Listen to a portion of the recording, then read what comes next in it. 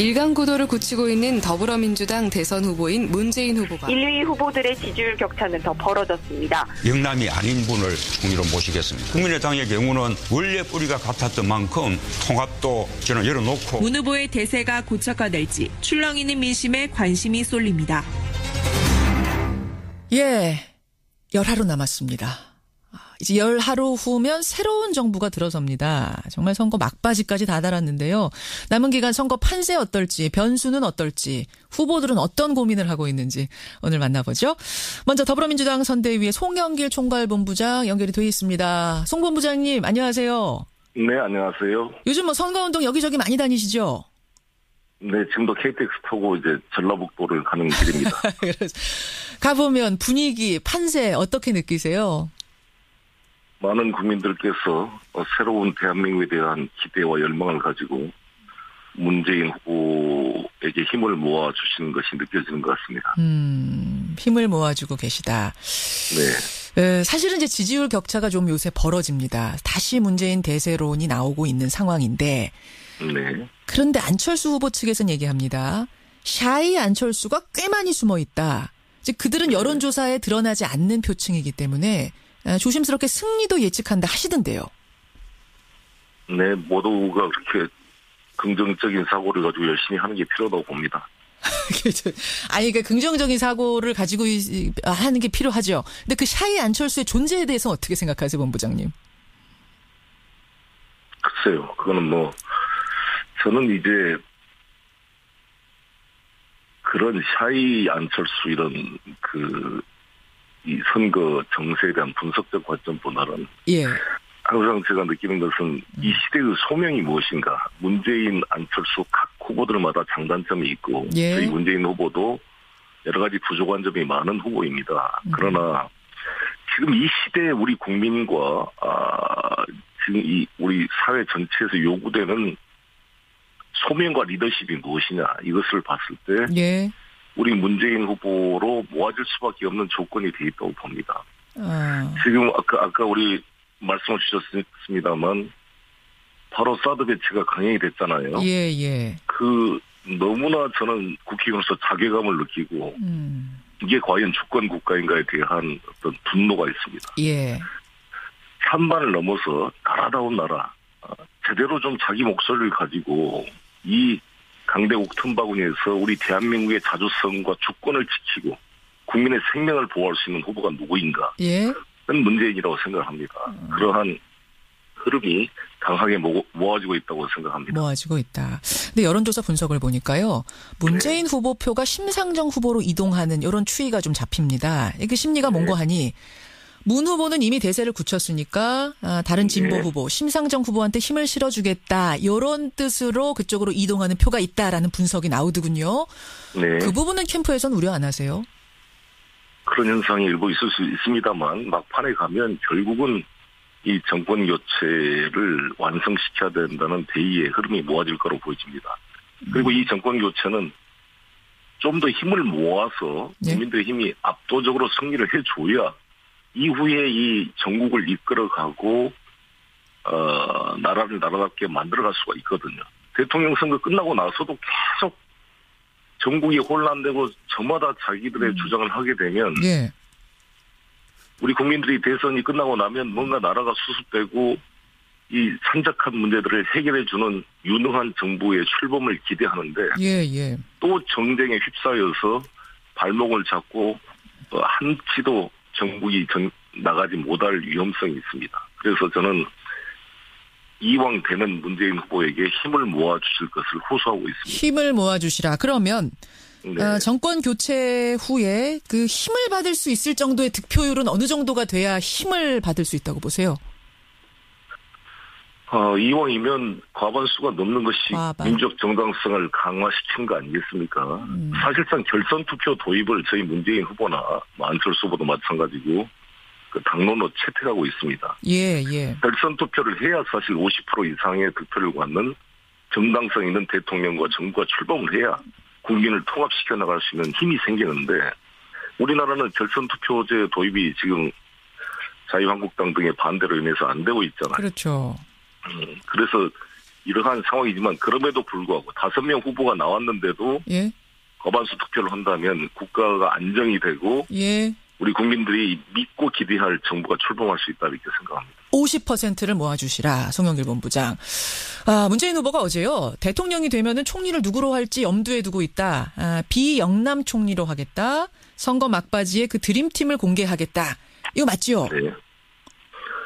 어제 아마 문재인 후보께서 인터뷰에 그런 말씀하신 것으로 알고 있습니다. 예. 기조는 대탕평의 원칙. 요 기조로 네. 아마 뭐 내각을 좀 생각하시는 모양인데, 글쎄요. 벌써 후보 이야기가 나와요. 총리 후보, 뭐 홍석현, 유시민, 송영길. 들어보셨어요? 이 후보 이름? 그게 전부 잘못된 뉴스로 이게 정리됐기 때문에. 잘못된 뉴스입니까? 네, 그렇습니다. 기존 언론에 이게 다 이런 이야기들이 지금 하마평에 오르고 있다. 막 여러 뉴스가 나왔는데. 전혀 지금 그런 이야기를 할 때가 아니고 저희는 지금 단계는 예. 최선을 다해서 문재인 후보가 국민들의 지지를 얻을 수 있도록 뛰는 것이 필요하다고 보여지고요. 예. 선거가 저도 해보니까 아시다시피 저도 지난번 인천시장 선거 때 마지막까지 저도 될 거라고 생각했는데 예. 1.8% 차로 떨어졌잖아요. 그때 1.8이었나요? 네, 그때 충격이 너무 커서 예. 이번에 제가 선대본부장을 맡으면서 예.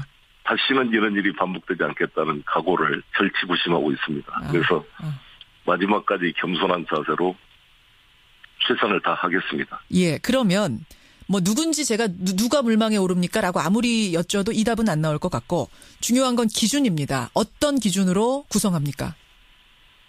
그럼 후보님이 이미 밝히셨고 통합의 차원에서 통합. 비영남 인사로 뭐 하겠다 이런 말씀을 주셨으니까 그것은 뭐 누구나 예측할 수 있는. 네. 근데 그 비영남, 그러니까 영남이 아닌 분을 총리로 모시겠다라고 말씀하신 부분에 대해서 국민의당의 박지원 대표가 어제 SNS에 이런 글을 쓰셨어요. 네. 2월 15일 여수에서는 문 후보가 호남 총리 말씀을 하시더니 그 사이에 비영남 총리로 말을 또 바꾸신 거냐? 이거 호남 홀대하는 거 아니냐? 어떻게 생각하세요? 그분의 눈에는 항상 그렇게 보이는 거니까 잘 전체 우리 국가를 통합시키는 통합의 정부를 만들기 위해서 고심할 거로 봅니다. 일단 중요한 것은 지금은 예. 당선 이후에 해야 될 문제이고 지금 단계는 이런 말이 나온 것 자체가 섣부르다고 생각이 들고요. 일단은 좀 더 우리가 민심을 더 수렴하고 실제로 내 삶을 바꾸는 정권교체로서 정권교체됐을 때 어떠한 정책들이 시행이 되고 준비될 것이다. 이런 부분에 집중하고 있고 예. 그래서 최근에 문재인 1번가 우리 정책 홍보를 열심히 강화하고 있습니다. 문재인 후보가 어제 그런 말씀도 하셨어요. 협치를 해야 된다. 뭐 협치는 지금 누구나 얘기하는 거죠. 어떤 후보나. 네. 특히 국민의당은 뿌리가 같은 만큼 통합 가능성도 열어두고 있다. 근데 네. 이제 이 통합, 합당 얘기가 나오면 국민의당에서 굉장히 기분 나빠하는 단어거든요. 어떻게 네. 생각하세요? 그래서 저는 연정이 돼야 된다고 봅니다. 저희도 119석의 과반수가 넘지 않는 정당이기 때문에 예. 저희가 집권하게 되면 같은 뿌리인 국민의당과 또 정의당이 같이 연립을 해서 정부를 구성하고 함께 힘을 모아서 이 난국을 뚫어가야 될 거 아니겠습니까? 그런 면에서 저희들은 투명하고 일관되게 정의당, 국민의당과 함께 힘을 모으겠다 이런 것을 제시하고 있는데 그 형식은 예.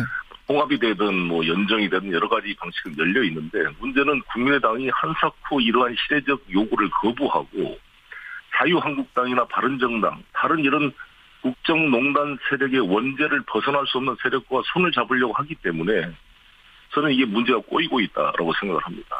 그리고 예. 예. 국민의당 측에서는 뭐 단일화 같은 것 전혀 없다. 자유한국당과 바른정당과 누누이 말씀은 하고 계십니다. 그렇지만 사실상 그 손을 떼고 있고 자유한국당, 바른정당도 내각에 참여시켜서 그런 의미로 통합정부를 만들겠다 이러한 의사를 표시하고 있는 거 아니겠습니까? 그러니까 통합정부를 만들고 협치를 하더라도 그럼 자유한국당이나 바른정당하고는 손 안 잡으시는 거예요? 민주당은? 협치를 하는 거죠. 이 연정이라는 것은 정부를 공동으로 구성하는 것인데 예. 아예 정책 자체가 전혀 다르고 틀린 사람들이 같은 정부를 구성하면 그 정부가 굴러가겠습니까? 그러니까 대통령의 통치 체력과 부딪히는 장관을 임명해서 장관이 대통령의 뜻에 항명하고 부딪히는 정부가 어떻게 유지가 되겠어요? 아하. 협조는 구하되 그쪽 사람들과 연정이라든지 그러니까 협치 이상의 것을 생각하진 않는다 이런 말씀? 아니 예를 들어서 예. 연정을 바른정당, 자유한국당까지 하게 되면 야당이 없어지면서 완전히 책임 정치가 실종되는 거 아니겠습니까? 그럼 뭐 일당 독재를 하는 것도 아니고 예. 야당이 있어서 또 견제를 해줘야 될 거 아니겠습니까? 예, 그런 의미로. 그런 면에서 분명히 저는 여당으로서는 공동 여당으로 민주당, 국민의당, 정의당이 하고 예. 바른정당, 자유한국당 야당 역할을 하면서 또 야당과도 협조를 해야 되니까 협치를 하겠다는 것이죠. 그런 의미로. 알겠습니다. 네. 알겠습니다. 김한길 그 새정치민주연합 전 대표, 지금 이제 국민의당의 평당원이신데, 네. 요 사이에 연일 그 선거운동 현장에서 여러 가지 비판들을 하고 계세요. 특히 문재인 후보가 정치 성과 없이 친문 패권만 강화했다. 이 친문 패권에 대한 이야기를 계속 강조하시는데 어떻게 생각하십니까?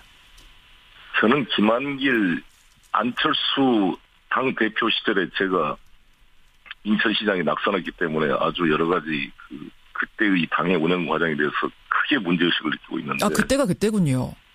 가장 흐리멍텅한 지도부였고 원칙도 없고 제대로 된 싸움도 하지 못하고 그 여당의 무엇을 날카롭게 지적하지도 못하고 자기들의 이익권만 챙겼던 당 지도부였다 생각합니다. 대표적 사례로 예? 광주시장 자리를 현직 시장인 강훈태 씨와 장관을 2번이나 지내고 재선 국회의원인 이용섭 의원이 경선에 참여하겠다고 나와서 경선 준비 중인데 그들의 아무런 통보 한마디 없이 안철수 쪽 사람이라 그래서 서로 타협해가지고 광주시장을 낙하산 전략공천을 한 거 아닙니까? 완벽하게 저는 안철수, 김한길 사당처럼 운영이 됐다 이렇게 생각합니다. 사당처럼 운영됐다. 가장 흐리멍텅한 지도부. 그렇죠. 그래서 이분들 지금 안철수의 국민의당은 거의 사당 아닙니까? 본인이 창업주라고 그러고 어허. 사모님인 김미경 교수가 남편과 함께 낳은 넷째 아들이라 그랬습니다. 예. 저는 무슨 이게 신천지 교주의 말도 아니고 어허허허. 어떻게 자기 당을 이게 기업입니까? 뭐 낳은 아들입니까? 그러면 완전히 사유화된 당이 아닌가 이렇게 저는 그런 느낌으로 그만큼 애정이 깊다 뭐 이런 표시 아니겠습니까? 자식이란 얘기는. 글쎄 근데 저는 지금 지난 총선 때 바로 제 옆 지역구에 예. 안철수 후보의 중학교 동창을 경선도 없이 그 지역 출신 그 재선 시의원을 경선에서 배제시키고 낙하산 공천한 걸 보면서 야 이거는 완전히 이게 사당이구나라는 것을 피부로 제가 느끼고 경험했습니다. 알겠습니다. 아유, 이 부분에서 가장 송영길 본부장이 분노하시네요. 친문 패권 이야기에서. 바로 제 옆 동네에서 그걸 느꼈기 때문에 알겠습니다. 이거는 완전히 저희 인천 계양구의 예. 그 지난번 총선 공천은 완전히 그 안철수 중학교 동창 자신의 보좌관 출신을 그 지역의 충청도 출신으로 알겠습니다. 훨씬 지지도가 있었던 시의원 출신을 배제하고 예. 낙하산 공천한 바람에 우리 당 후보가 이기는 데 큰 도움이 되었습니다. 제가 20초 남았는데 하나만 여쭐게요. 그러면 반문 정서란 건 지금 분명히 존재하잖아요. 그건 왜 만들어진 겁니까? 다른 데도 다 있잖아요. 힐러리도 반대 정서가 있고 트럼프도 있고 모두 김대중 대통령 때도 그랬고 없는 사람 후보에 대해서는 그에 대한 반대 정서가 있는 것이죠. 그런 의미의 반대 정서, 반문 정서. 알겠습니다. 네. 여기까지 말씀 듣도록 하겠습니다. 네, 송영길 본부장님 고맙습니다. 네, 감사합니다. 민주당 송영길 선대본부장 만났고요. 오늘 그 2부에서는 국민의당 김한길 전 대표 인터뷰 준비해 놓겠습니다.